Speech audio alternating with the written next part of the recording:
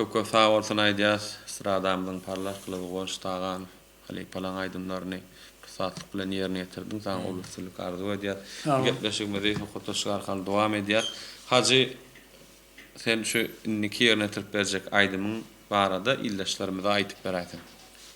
Inniki ýerine ýetip berjek aýdymyň ýene-de Hacı Ýazman Mehmetowyň aýdymyndan ýene 200 ýyl bir wapa söýýädim. Şonu ondan soň ýylynanym Türk aýdymy Gülüm benim diýe.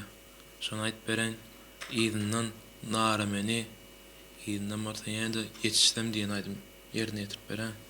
Başdyň.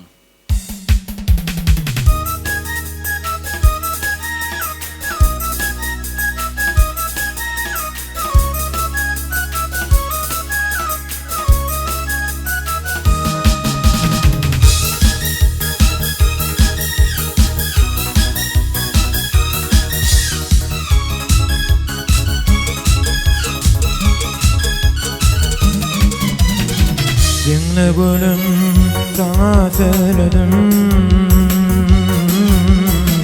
Soy sehedini özüm dinledim.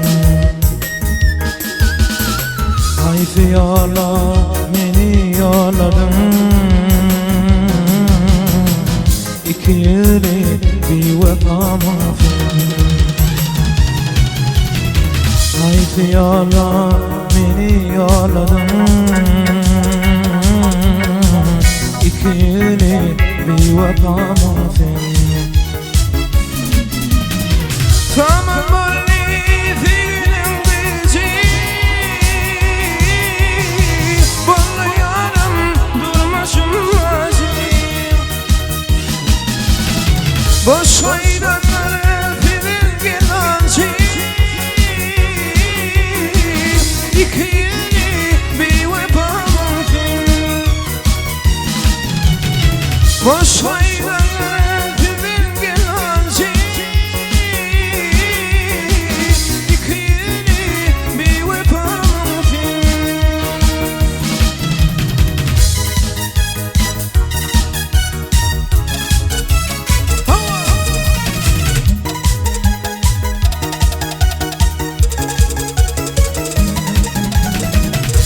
sevimi sana yolladım.